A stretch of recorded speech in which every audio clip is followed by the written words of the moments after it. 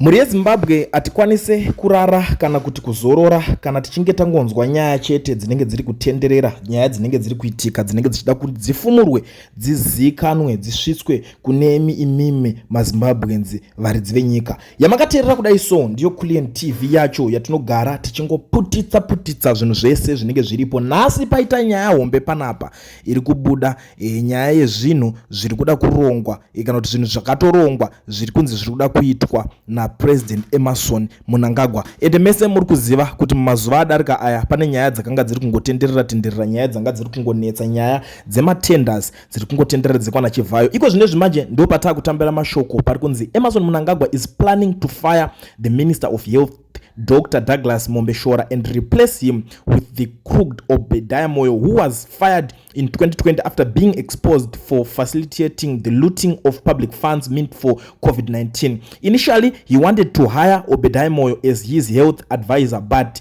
it fell through when some in government set on the appointment. Mnangagwa then decided to appoint him as a minister, as it is his role prerogative to appoint cabinet ministers. That is why he went on deceptive so-called unannounced hospital tour without Dr. Mombeshora or his deputy. Ndio mashoko ari panapa, chikonzero chakaita kuti vaMnangagwa futi vaende vasina kutaura kuti why kana kuti sei vari kumhanyira kuenda kuchipatara vasina Minister of Health, vakangoenda zvemusoro wavo zvechiwande nekuti pese panoitika mavisit aya mukuru weikoko anenge ari minister anofanirwawo kunge aine something chekunge achizodirectawo achitaura kuti kana kuti alright gadzirirai kana kuti chii chinenge chichiitika. Asi iko zvinezvi tiri kuona kuti nyaya iyi kwayave iko zvinezvi inyaya yekuti yakabvira kare, yakabvira kumashure ichirongwa, nekuti tikubva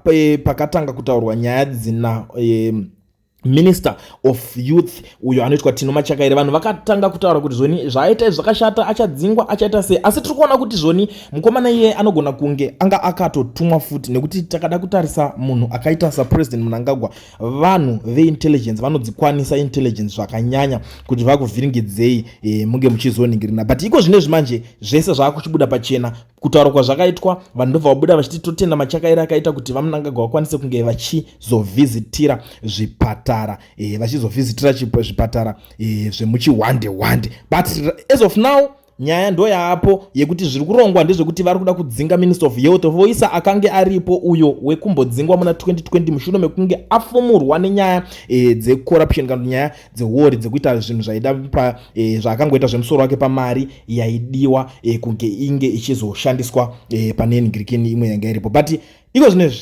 chakachaya, isusu tinobva tangomhanya nenyaya dzacho, ende munoziva kuti tinogara tichitoti pasi nevanhu ivavo, tikangonzwa chatanzwa tinobva tauya tichimhanya, hatikurumidze kubatwa nehope kana tichinge tanzwa nyaya dzakadai so. Asi ndiri kuona vamwe maZimbabwenzi vane zvizhinji zvavari kutaura, vari kuti zvoni mudhara chaita musoro uteme muZimbabwe it's because of weak opposition. Ngatisambofe tarova nyoka takaviga mupini. Tsvangirai's role is missing in Zimbabwe. Ndo mashoko ari kubudawo kune mumwe munhu kuti aiwa dai pakanga pane opposition wo ingadai iri kukwikwidzana kana kuti iri kurwisana nezvinhu izvozvo zviri kuitika, nekuti dambudziko ravaipo nderekuti hanzi opposition yedu iri kuda kuzongobudikira chete kana dzave nguva dzekuenda kusarudzo, pakapera sarudzo vobva vatodisappear. Asi ivo vari kunzi nguva yavo kana kuti basa ravo chairo nderekugara vachitokwikwidzana vachipikisana negovernment inenge iripo, so that vanhu vogara vachiziva vachiona zvese kuita kuti zvoni government igare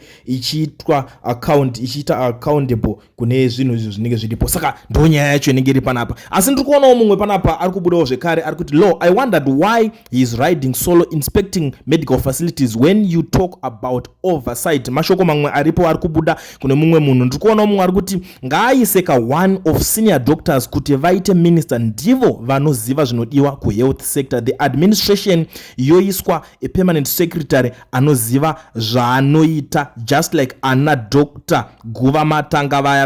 Ndo mashoko mamwe ari kubvawo kune vamwe vanhu. I don't know, unozati chinoitika maZimbabwenzi vanenge vachida nyika yavo, saka vanotogara vatoudzira munhu kuti you have to do this kana kuti woita izvi. Vamwe vari kuti this current minister is useless through just incompetent. How possibly could he do nothing about the national health disaster at hand, not worth his status at all. Vamwe vari kubuda vari kutosimbisa kuti iye aripo minister ngaatobviswa nekuti hapana zvaari kuziva. Asi mubvunzo wandinobva ndasangana nemunhu wakadaro kuti kana uyu aripo asina chaari kuziva, ko akambobva wacho chii chaaiziva? Ende tikada kutarisa vazhinji vakaiswa ipapo tinochida kuziva kuti zvii zvavaiziva vese vakanga vakaiswa kubva kune vane mazita amungangosvika kutaura tipapo tiri panhingirikini. Zvakakosha, munokwanisa kuzondipindura mucomment section. Mumwe ari kuti the level of recycling in ZANU-PF is beyond mediocre. I mean, isn't there young capable people who can appointed, not these tired horses? Mashoko mamwe ari kubva kune mumwe ari kuti ko hazvikwanisike here kuti timboisa vechidikiwo vanokwanisa kunge vachizomira-mirawo vachimhanya-mhanya pane kuti tirambe tichingoisirwa madhara iwaya vati kwegurei zvishoma ava.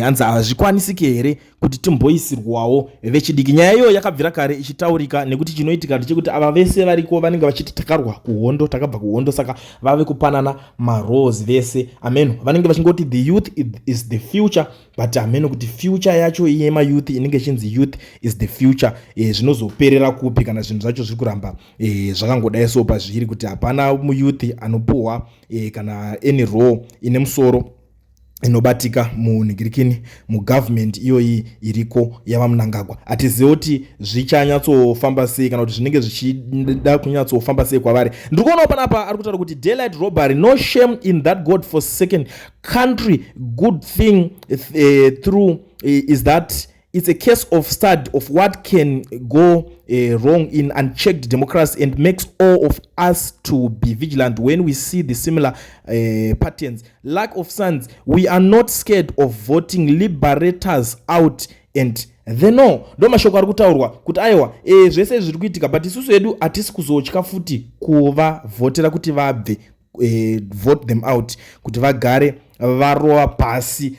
Ndiri kuona vanhu vakawanda vane zvizhinji zvavari kutaurawo panapa. Vari kuti it's making sense now, the donation of some staffs to Chitungwiza General Hospital by Shashiu, a signal that we didn't heal at that time.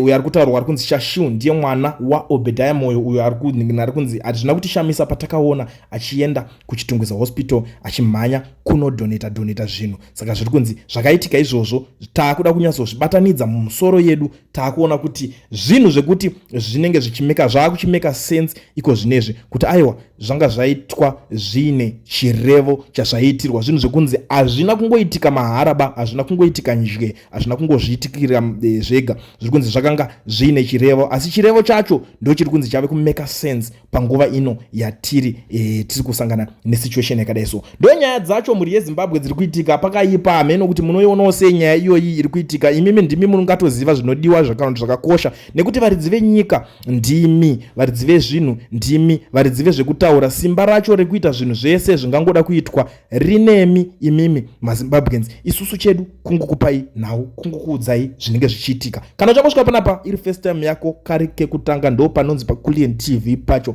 panobuda nyaya dzese dzinenge dzichiitika without fear or favor. So zvakakosha kuti ugare wasubscribe kuitira kuti usajambwe, wotena on the notification bell kuitira kuti nyaya dzese dzinenge dzichinge dzabuda unokwanisa kuziviswa kuti kune nyaya imwe nyowani yabuda, wobva wazvinzwira wega. Panapa ndisingapedze nguva yenyu ndisati ndaenda, zvakakosha kune vagari vemuSouth Africa nevari kunze kweSouth Africa, kana uchinge usina work permit kana kuti study permit asi uchishuvirawo kuregister company, wobva wavhurirwa zvekare FNB business account, zvave nyore kungobata panhamba dzatakaisa paflyer idzo dzeve Education Research anamukoma Owen, vanokwanisa kukurejistera company yako zviri pamutemo zvisina kana kuti chinchi kana kuti zvisina kuvhunduka. Wakutokwanisawo kuitawo madhiri ako anodiwa angangokwanisa kuzokuyambutsawo mune ramangwana. Wakwanisa kutojumawo chero matenders anozongonzi vamwe vari kungowana matenda, vamwe vari kuwana masubcontract. Zvekuswera muchakumbira maaccount evamwe vanhu kuti muisirwe mari zvave zvinhu zvekare zviya. Iko zvinezvi chaakungodiwa chete kungobata passport yako, wotora phone number idzo, wobva wavafonera wovaudza kuti ndigadzirirewo ndiregisterewo FNB business account yangu, ndiri kuidawo company registration yacho zvese zvobva zvaitwa, ende zvinoitwa nyore nyore uri kwauri ikoko. Vanhu ivavo ishasha. Inini handikwanise